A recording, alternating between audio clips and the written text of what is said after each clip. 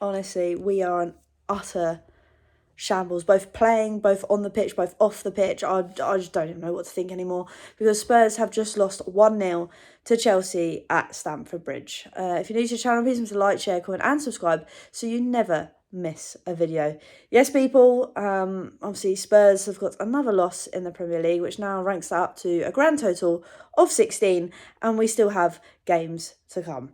Obviously tonight, I'm not going to lie to you, I put on Twitter, I said, it's probably the first time I'm not fussed about watching Spurs. Then you see the lineup and you're like, boom, sucked back in. But to be honest with you, there was a lot more that was going off the pitch that angered me more.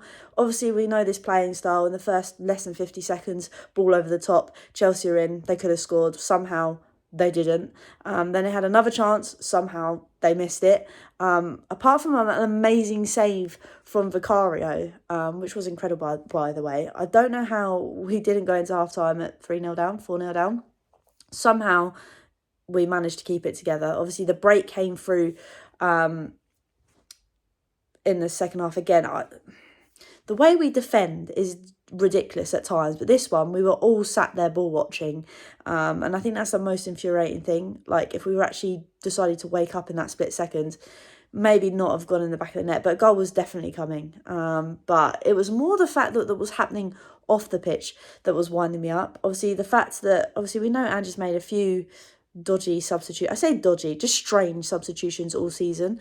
But obviously tonight was no different. And when he's done that, obviously you can hear the away fans singing, you don't know what you're doing. Obviously when Papa Matasar came on and obviously scored that absolute whiz bomber that sadly was later on obviously ruled out for offside, Big Ange decides that he's going to cup his ear to the away fans, basically gesturing, I do know what I'm doing, maybe you should be listening to me. Obviously, then it gets rules out for offside and it all gets a little bit awkward. I mean, to have the audacity to, like, even do that to away fans. The moment you kind of...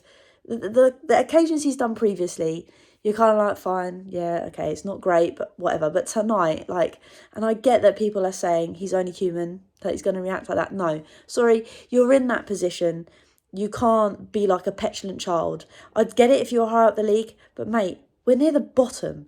You've got 16 losses and you're deciding it's a great time to turn on the fans like that. I mean, it is honestly beyond me. And the fact that obviously at times you could see that players were deciding they were going to try and walk the ball out from the back. I mean, I don't want to pick on players because I've done that far too many times this season. But there were so many instances tonight where it's just like, just boot it away. There's no need for this added pressure. Like, it's just ridiculous.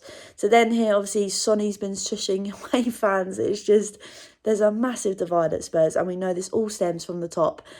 But it is all going to shit.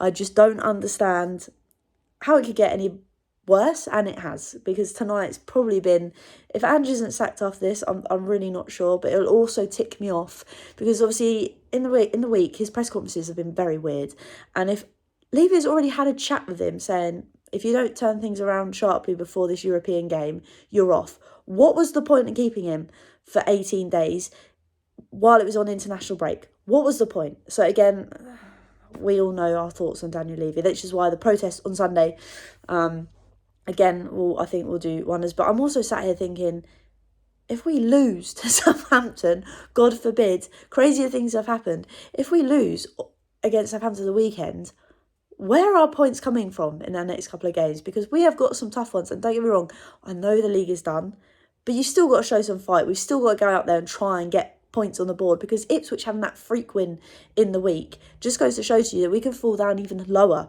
down the table, which is just going to be disastrous. I mean, I sat here and said maybe the board are keeping him on for this European game. I still kind of believe that if you asked me this before tonight, just because of the way he's reacted again. But I honestly, the way I don't know how we're going to do it against Frankfurt. I really don't. And I'm very, very worried that obviously that game against Southampton, if it goes sour, where do we go from here? You're seeing the likes of Vicario kicking the plastic in the tunnel on the way out. I think everybody's head is gone, and I'm not really sure if Ange is going to be able to pull this back. I wouldn't be surprised if he somehow does survive this. I don't know what hold he's got on Daniel Levy anymore, because after tonight, I just don't see a way through. But yeah, let me know your thoughts in the comment sections below. I must admit as well, the rest tonight, I'm not saying that's the reason we lost, but they were criminal as well. They were corrupt, but I think we know that's just the jam at the moment. But yeah, let me know your thoughts in the comment sections below.